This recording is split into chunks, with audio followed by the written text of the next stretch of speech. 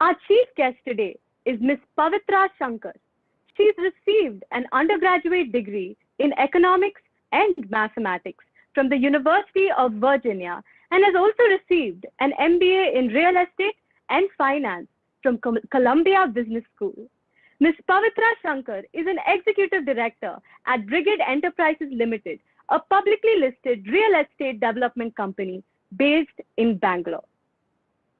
To date, Brigade has built over 66 million square feet across the residential, office, retail, hospitality, and education sectors in South India. Ms. Pavitra Shankar has over 18 years of experience in consulting, private equity, and real estate development. At Brigade, she is responsible for the strategy and growth at Brigade's residential business, with a strong focus on sales. Ma'am, your story is one we admire, starting from seeing Brigade as a small-scale private enterprise to establishing themselves as one of the leading high-living property developers. Brigade Developers has been recognized as one of the few Grade A commercial properties and have been pioneers for premium living in the South Indian region for decades. Ma'am, you have so many accolades and achievements to your name. If you could please do us the honor of sharing with us a few words of inspiration.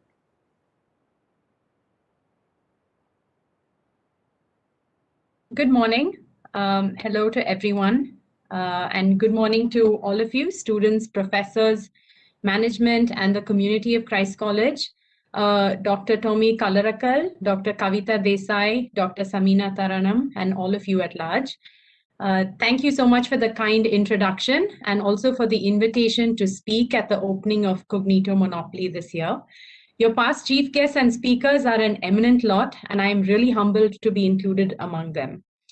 While it would have been nice to do this in person, face-to-face and in person, we must appreciate that today we can still have these kind of events in a different atmosphere. The show must go on. So I congratulate all of you on adapting to the need of the hour and carrying it out with style and hustle. A little bit about myself. I'm a Bangalore girl, born and brought up. I went to Sophia High School for 13 years and then left Bangalore at the age of 18 for my studies. I studied and worked in the US for 17 years before returning to Bangalore just 5 years ago to join the family business. So as you all introduced, Brigade Group is a real estate developer started by my father over 34 years ago. We've built apartments, villas, offices across Bangalore, Mysore, Chennai, Hyderabad, and Kochi. Couple of projects in Mangalore and Chikmagalur. Just a shout out to our heritage and our family. But with over 250 buildings and 70 million square feet. We're the proud developers and owners of Orion Mall, which you may all know, and the World Trade Centers in Bangalore, Kochi, and Chennai. Closer to your neighborhood, we built and own the Grand Mercure Koramangala, Sheraton Grand at Brigade Gateway, and 6 other hotels across a number of cities. Through the Brigade Foundation, we've set up 3 schools, the Brigade School in JP Nagar, Malleshwaram, and Marathalli. Madhepura, actually. I hope many of you know of and have been to the Indian Music Experience Museum in JP Nagar. That was a passion project to for my dad, inspired by what was the Jimi Hendrix Museum in Seattle when he visited there over 15 years ago.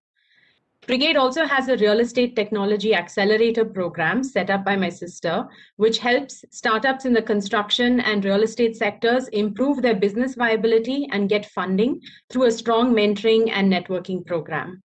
We take pride in being a responsible developer and have been recognized as one of the top 100 employers in India for 11 years in a row, according to the Great Place to Work Institute and Economic Times. We also abide by our core values of quality and customer first, where it stands for fairness, innovation, responsible socially, and trustworthiness. So Nikhil and Prapanch already discussed the statistics of the real estate sector today, so I won't get into that. But since all of you are management students, I thought I would share a little bit about how our company dealt and is still dealing with the biggest disruption we've ever known, COVID. Over the past year, I've learned some incredibly important and life-changing aspects about what it takes to manage a company and be responsible for people's livelihoods. I don't think anyone could have prepared us for COVID or the lockdown. Companies are supposed to have business continuity plans in place, an action plan that kicks into gear in case of any man-made or natural disaster or any event that prevents normal functioning. Well, despite all that, I don't think anyone really expected a situation like lockdown where life came to a grinding halt and then stayed in limbo for almost 6 weeks. For a real estate company, there's no sustainable work from home model. It was a test of our management ability to try and ensure a somewhat painless transition to this style of working. The first couple of weeks was spent in overdrive for our admin and IT teams to ensure that people could work remotely. Some of our people still had desktops.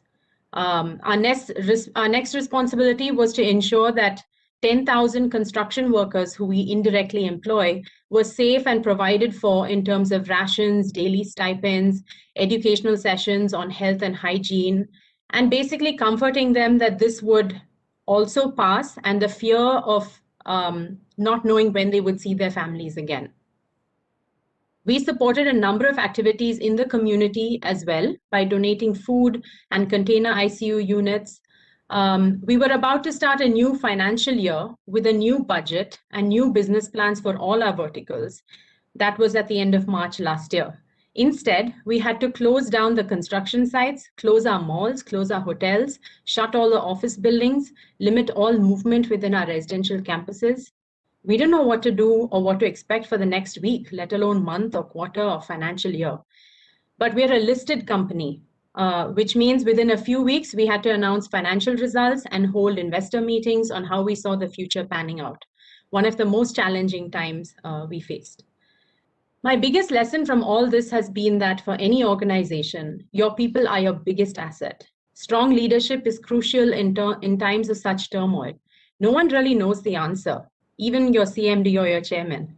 But a good leader knows what decisions need to be made, even when all the facts are not present, and there's no crystal ball gazing that can help. Tough times also call for tough decisions, and a leader needs to have grit to make those tough calls, however unpopular they are. I learned that it is important to take stock of the harsh realities of the current moment, but yet to acknowledge and look ahead, knowing that this was only temporary, and at some point things would improve. It helped us stay optimistic about the future while swallowing the bitter pill of austerity and protectionism in the short term. As management students, perhaps you are all focused on learning specific skill sets like marketing, finance, HR, operations. And I have an MBA too, and I realize that the most important class you take in business school are the soft ones. In the end, it all comes down to how you deal with people, and communication is key. Keeping the channels open for leadership to say what is on their mind, what is their thought process, help the company to understand what we're going through, and also for employees to voice their fears and concerns is extremely important. We had weekly town halls held virtually where our chairman and senior management spoke about updates and challenges and explained the measures we were taking across all our businesses to stay healthy. Even more importantly, we had webinars for our residential customers, flat buyers who were concerned about progress of construction or their inability to make payments due to their own financial worries. This was essential to give comfort in uncertain times. So in future, in whatever jobs you take or companies you start, please place utmost importance on discourse, the ability to share opinions freely, and also the ability to listen to those around you. Coming to the real estate industry at large, it's arguably one of the most affected industries as COVID has made us realize the significance of the built world itself. Now more so than ever, having no choice but to stay at home, most of us evaluated whether where we live suits all of our needs. It's not been an easy time for renters, especially if they were also doctors or healthcare workers. That was a tough time they all went through when there was so much stigma about COVID. Those with small children or dual income households had a miserable time figuring out how to share space in their homes. Companies are toying with work from home strategies, ranging from permanent and 100% to some kind of hybrid model. Open office plans and hot desking just don't seem appealing in a world where social distancing is important. Malls stopped seeing footfalls or anything other than very focused consumption. That was when at least they were allowed to open. Retailers didn't want to pay rent. but we as the landlords still had to pay electricity bills, interest payments, property tax, regardless of whatever was going on. With the halting of flights, especially international flights, hotels were running empty other than quarantine business, which was not enough to sustain the industry. Schools switched to online learning mode. Parents didn't want to pay fees. Even the museum had to shut down. COVID has basically accelerated a number of trends that were already there, but gave them a lot of momentum. Mainly working remotely, shopping online. These are fundamental changes to the office and retail sector, and we have yet to see how those will be affected in the long run. The dramatic rise in all of this will certainly impact how much mall, office, and hotel development happens in the future. The silver lining has been the residential sector, which has really surprised everyone. But the gains have been very one-sided, with only established players who have financial buffer seeing the benefits. I'm sure many of you are aware of the major disruptions that happened in the real estate sector. Over the last 4 to 5 years, there has been a number of them, starting from demonetization, changes in the GST law, removal of the input tax credit, which is a very large tax benefit for developers. There was an NBFC and liquidity crisis that made it very difficult for some developers to sustain their business. And finally, COVID itself. I mean, the lockdown was basically the last nail for many smaller players, or sometimes even larger players, those who could not have any site visits or could not have customers come visit them. Many of them saw zero sales in that 1 quarter of lockdown. So it was basically the last straw. And that's why gains have been only one-sided. Many people have been coming out of the industry. There is a massive consolidation within the real estate sector. In some markets, it is said that consolidation is up to 60%, which means there's only, less than almost a third of us remaining. So home buyers too are experiencing never before conditions of low prices on ready to move in homes, historically low interest rates, increased disposable income, and also the psychological effect of wanting one's own home during these times of uncertainty. So at least the residential sector has seen a silver lining, and in fact has come back a lot faster than anyone, including us, expected. Brigade has actually seen the best sales ever in our entire history. And this is actually something that nobody would have expected given the major disruptions of the pandemic.